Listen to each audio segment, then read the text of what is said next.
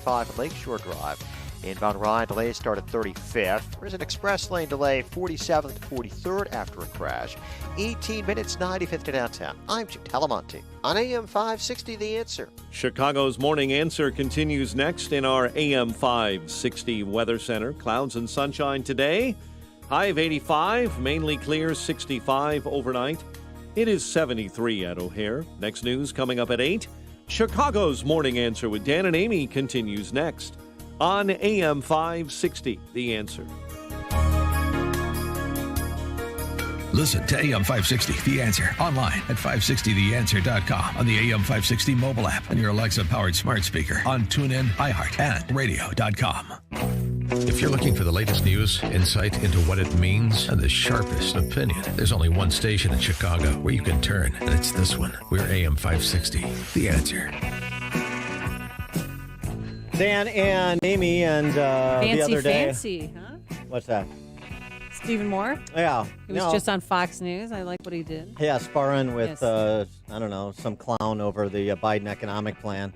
Anyway, yes, the other day you were... Well, so on Monday, was it Monday? What's today? Wednesday? Yeah, Monday, informal briefing in the White House, the Oval Office, from President Trump and some key advisors, including Cabinet Secretary of Treasury Steve Mnuchin, who outlined the president's priorities when it comes to any Phase 4 COVID relief legislation. But we are committed that by the end of this month, make sure that before the enhanced unemployment insurance expires, that we pass legislation so that we can protect Americans that are unemployed. Now, we've said the number one issue is we have to fix the technical fix on enhanced unemployment. We're going to make sure that we don't pay people more money to stay home than go to work. We want to make sure that people who can go to work safely can do so. We'll have tax credits that incentivize businesses to bring people back to work. We'll have tax credits for PP&E, for safe work environment, and we're going to have big incentives, money to the states for education, for schools that can open safely and do education. So these are the priorities, as well as liability protection. We want to make sure that frivolous lawsuits don't prevent schools, universities, and businesses from reopening. I love Mnuchin calling it a technical glitch with respect to paying people more to stay home than to work. Like there's something wrong with the flux capacitor. Really? It's not a technical glitch. You're just providing the wrong incentive. So just stop doing that. For more on what Steve Mnuchin had to say and what the White House is willing to accept in terms of a Phase 4 deal, if there's one to be had, pleased to be joined by Steve Moore, economist, Wall Street Journal columnist, Trumponomics author. Steve, thanks for joining us. Good morning. Morning. So where do you think stand with Phase 4? I said, off this interview, I'll do my best. Steve, are you still in the bowels of Fox News there? We can't hear you. Hold on. Just kidding. What whole music do you want to sing? Can you hear me better now? Yes. Hey. What is University of Illinois? Steve Moore's alma mater was the clue. Steve, go ahead. I'm sorry. The Phase 4. Phase 4.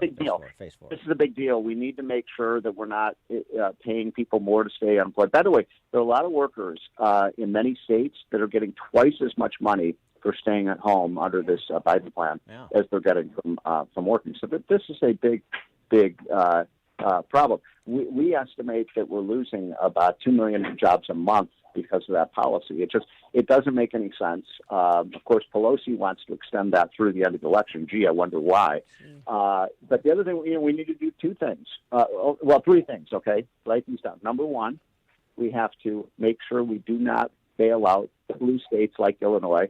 I mean, Illinois, I was just in Chicago. It's a disgrace, by the way, what's going on in Chicago. Total disgrace. Number two, we have to cut the payroll tax for every worker to give them incentive to work. And number three, stop paying people not to work. What is it with liberals that they think that you could just put out, there are economists out there on the left who believe that paying people not to work Stimulative. is a stimulus to the economy. Yeah, it's Nancy Pelosi's position, stimulative.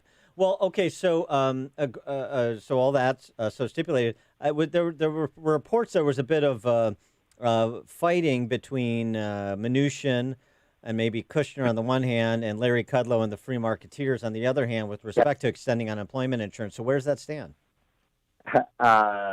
Well, yeah. I mean, the fact is that there when you pay people not to work, you're going to get fewer people to work, and when you reward work, you're going to get more work. There is some disagreement in the White House about the best step forward. But, you know, the guy who actually is siding with me and Art Laffer and Larry Kudlow, the most important person in the room, is Donald J. Trump.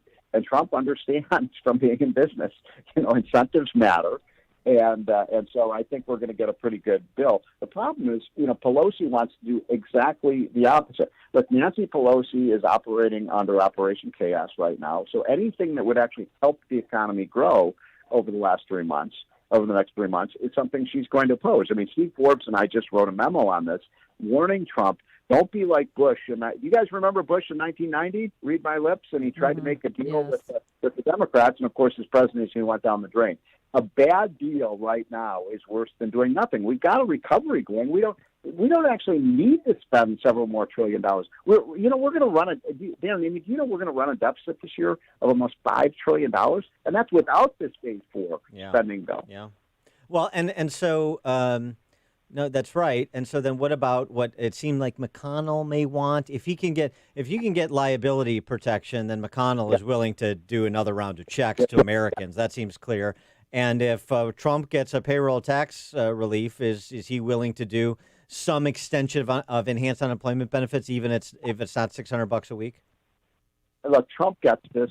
You can't. First of all, you cannot continue with the $600 a buck. I mean, but would he lower that though to $400 or $300? I mean, how does this shake out? Is what we're trying to get to. But here's the thing, Amy. I mean, people understand. Basic working class Americans understand. You know, the guy who gets up in the morning, listens to your show in the morning while they go to work, and then work a full day, and then they come home, they're tired, they've worked hard, and they go by the guy next door, and he's on his couch eating potato chips, watching TV. Now, under the Biden Pelosi plan, that person watching TV gets more money than the person who's working. I mean, you can't make up the stupidity of this. Trump gets that. Now, I think where we're going to end up is rather than $600 a month, maybe a week. By the way, a week, $600 a week. Yeah. We're gonna probably end up at $200 a week. I favor just going back to the old unemployment system. It pays you 50 to 60% of what you were getting. It's a temporary program so that you get your feet back on the ground and get back in the workforce. We've got jobs back now. Do you guys know that we have 24 million people unemployed today, and yet everywhere I go, I've been on the road a lot late the last 2 weeks, all I see is help wanted signs. I talk to employers, and they're saying, I can't get the workers back because if I put them on the payroll, in fact, they get mad when I call them and say, hey, you got your job back. They don't want their job back because people want to make more money on unemployment benefits. How do you feel about President Trump yesterday during his brief COVID briefing? Not one reporter asked him about schools reopening. Do you think he'll follow through with his comment, or not? Because it wasn't a threat that he will not offer federal funding to schools that don't even make an effort to have in-person learning in the fall? Oh, I'm totally with him on that. I think 80% of Americans are with him on that. First of all, the teachers' unions are acting incredibly selfishly, and we now see teacher unions for what they are. I mean, my goodness. In Los Angeles County, I mean, you guys have reported on this, the teachers are saying, I'm not going back to work until we have tax increases on the rich, Medicare for all, Green New Deal. I mean, what is this? We have teachers to teach our kids. Your child, folks, listen to this show. Your child is more likely to die from the normal flu, 3 times more likely to die from the normal flu than from coronavirus. What is this? Kids don't get sick from coronavirus. I mean, you should see the charts we have. It's practically zero. So why in the world we need our schools open in the fall? I'm really angry about this because I live in Montgomery County, Maryland, where they just announced they're going to have virtual learning until at least Thanksgiving. virtual learning is not working. You know what? I know. What happens is the top 20% of the kids do really well. The smart kids do really, really well. They can do it. They go on their computers. They're diligent. They're motivated. About a third of them will, do pretty well. And half the kids don't even do it. Hell, these kids don't even have computers. We're denying American kids who are 10, 11, 12 years old now a full year of schooling. That's dangerous. Okay. And then just so you know, our Chicago Teachers Union, they want to cancel the Chicago police contract with CPS, and they also want to take that $33 million for, are you ready for this? Counselors, that's fine, restorative justice coordinators, I don't know what that is, and social workers for every school in the district.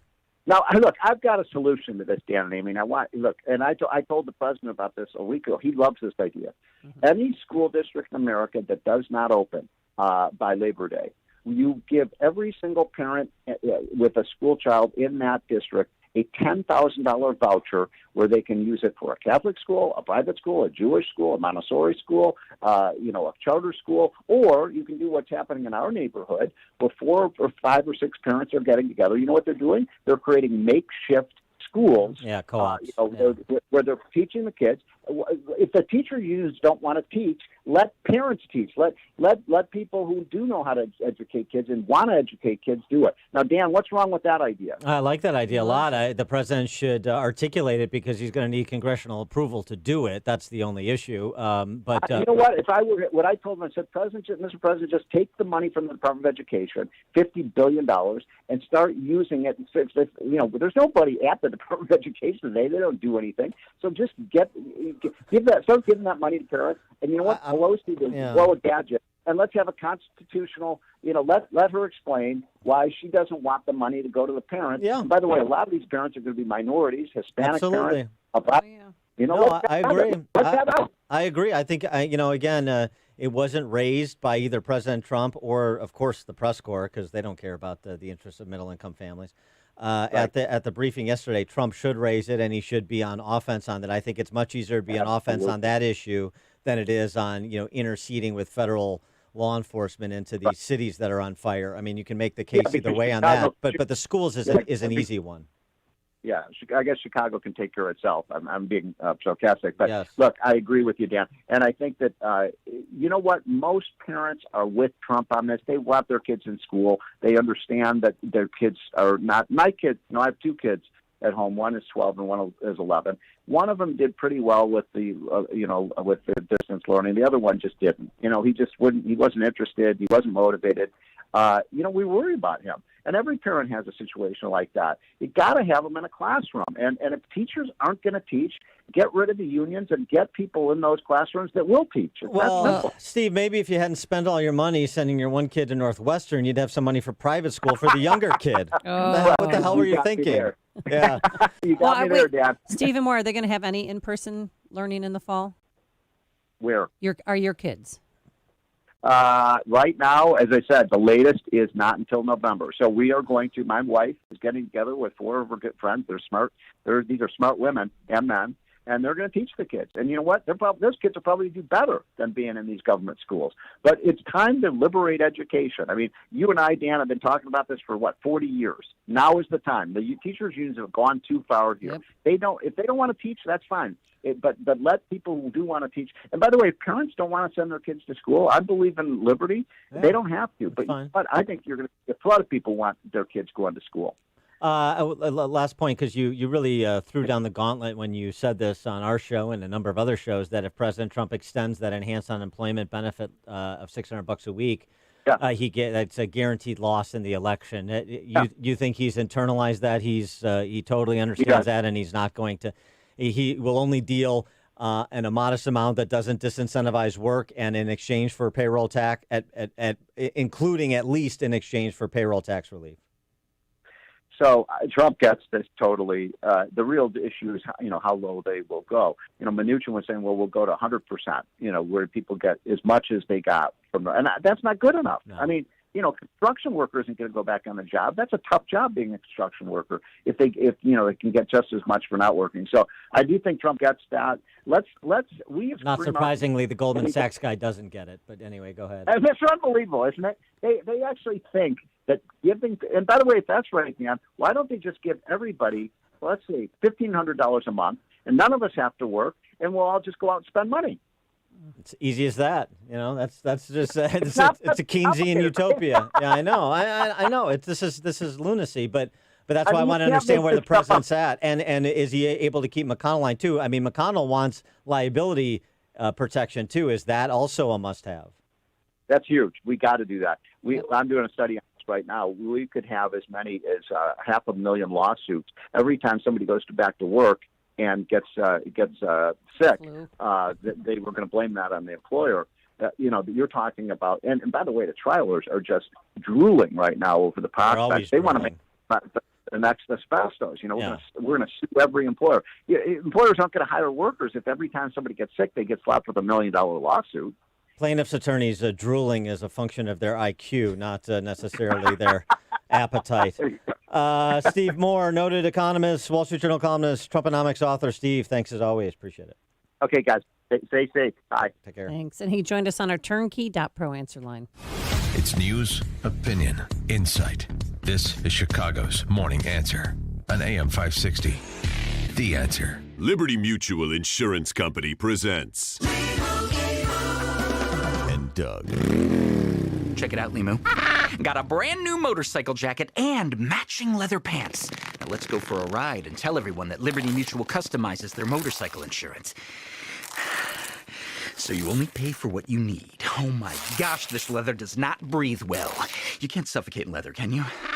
Liberty, liberty, liberty, liberty. Get a customized quote at libertymutual.com. If you're in debt to the IRS, there's good news. Optima Tax Relief can help you resolve your tax debt right from the safety of your own home. Optima's award-winning team works with you online and over the phone, so you don't have to leave the comfort of your home to put your tax problems to rest. Optima's A+ rated with the Better Business Bureau and standing by ready to help you today. Call now for a free consultation. Call 800-960-1575. 800-960-1575. Optima Tax Relief. For details, visit OptimaTaxRelief.com. And I'm not going to talk that fast. Guess what? There is still time to sign up for our 2020 Back to Business golf outing. Just a few foursomes remain in both the morning and the afternoon, so do not wait. It is happening this coming Monday. Yes, Monday, July 27th at the